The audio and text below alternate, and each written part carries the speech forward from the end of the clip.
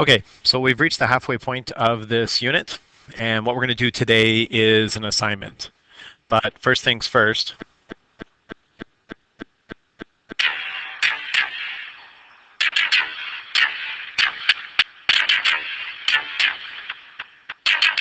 First things first, and release.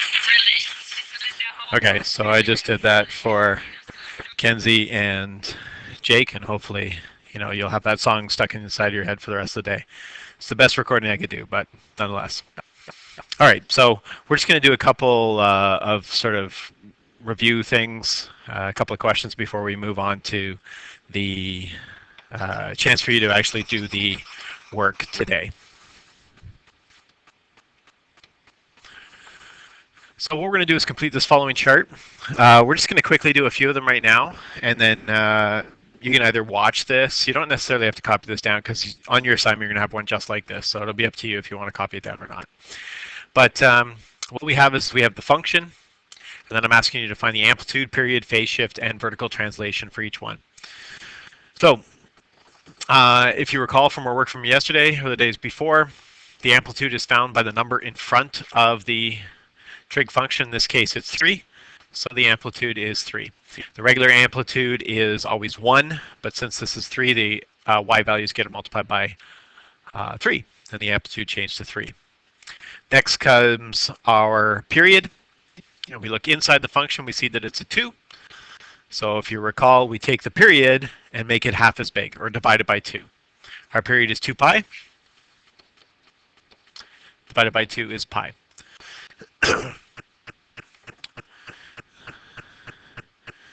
So a couple of ways, just like we talked about yesterday.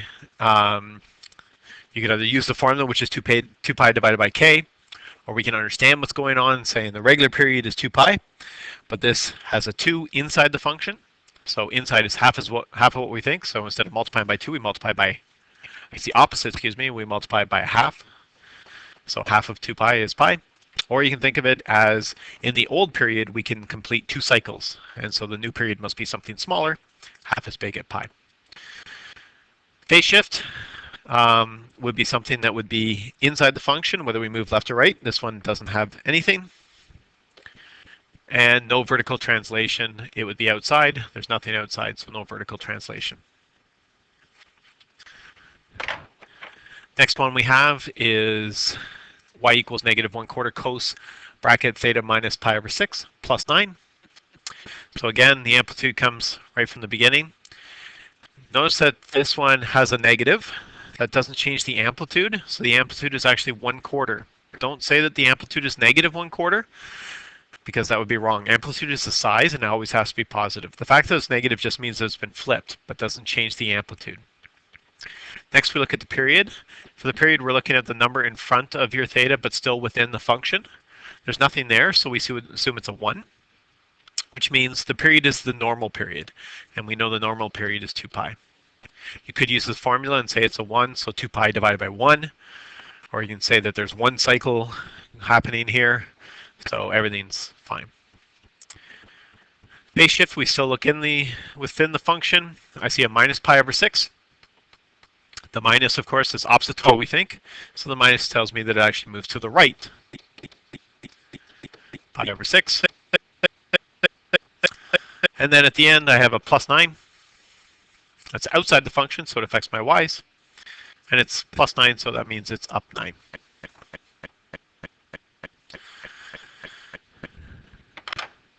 So exactly what we had done to sketch these, which is what we were working on before.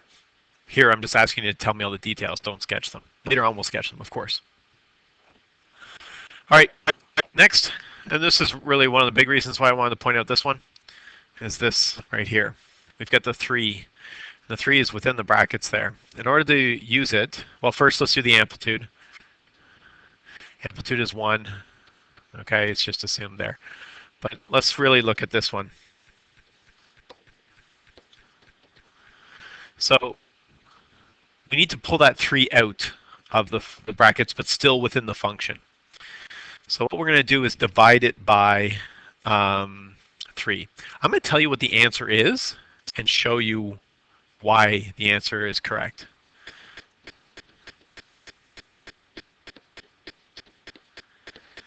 So you actually divide the 3 out. And notice that you can't just divide it out of the first part, you also have to divide it out of the second part so that we can read the amplitude, or sorry, the period. So we have this 3 here, and if I was to continue on and say, tell me the period, we would say, okay, it's 2 pi is the old period, and we have 3 cycles fitting in, so it's just 2 pi divided by 3, which of course is just 2 pi over 3.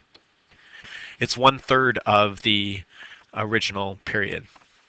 But I said I'd explain, so this is the answer, but why is that the answer? Like I said, we're bringing out this 3, so it has to be divided into both ones. Let's verify that this is in fact true. So the 3 gets rainbowed back in here.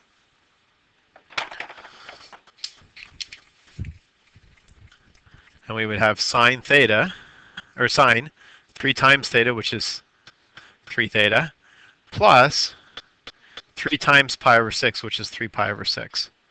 Of course, 3 pi over 6 converts to pi over 2. So it is right, because you'll notice that this does match what we have here.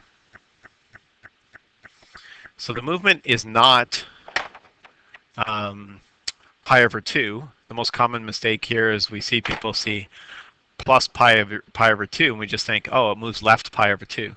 The only way you can determine how it moves is it must be written like this.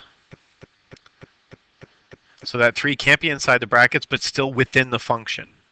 So I have to divide the 3 out. So this one actually moves to the left pi over 6. And you can see that right here.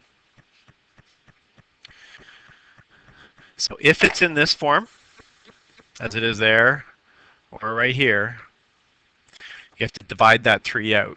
So if I was working backwards, 3 pi over 3, sorry, 3 theta over 3 is just theta, so it's just theta. And now I have to divide this by 3. How do you divide a fraction? Well, you multiply by the reciprocal. I'll multiply by the reciprocal of 1/3, and I get plus pi over 6. Okay, 1/2 divided by 3. If you take a half and you divide it into 3 sections, you get a sixth, a sixth, a sixth. That would get you 3/6, which is 1/2. Okay, so that's the tricky part. Of course, I'm not done this one. I have a little -2 at the end, so that just means down 2. Okay, oh, down 2. So those are all examples where I give you the equation and ask you to tell me all the information.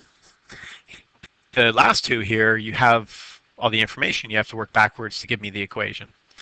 So we see the easy part at the beginning, and it says I'm using sine, so it'll be 2 sine something. Now the trick here is I have a period of 6 pi. So what gets me a period of 6 pi? Well, first things first, I can just stop and think and say 6 pi is really, really big.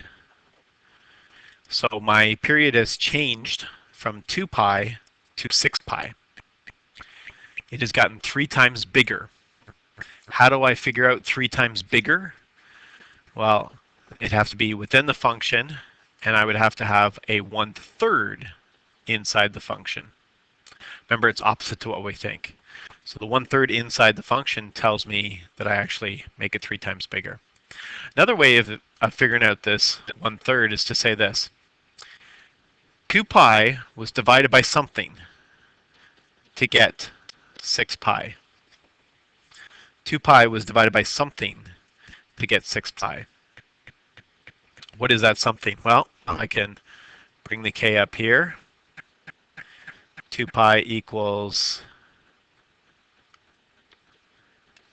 6 pi times k.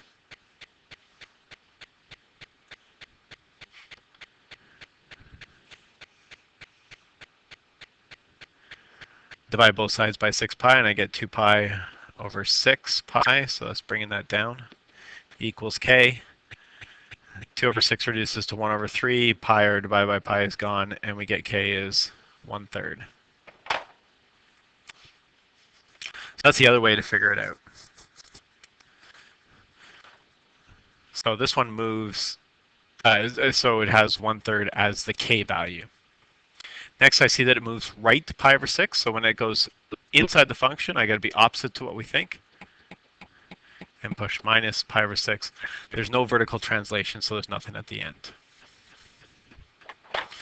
Okay, so that takes a little bit of thinking.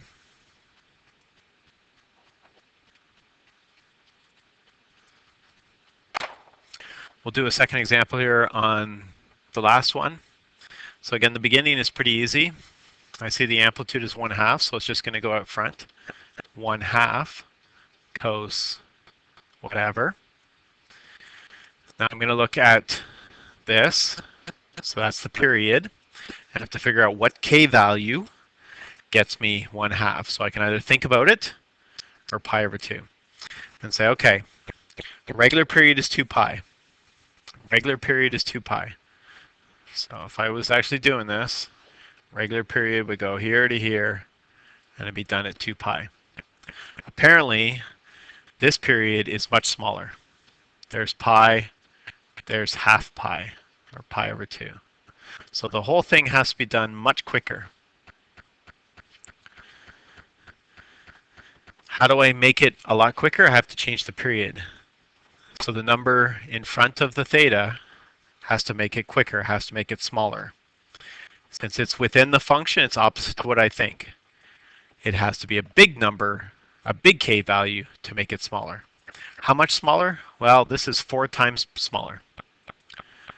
So k is going to be 4. So I'm going to put a 4 here. What's the other way I could do this?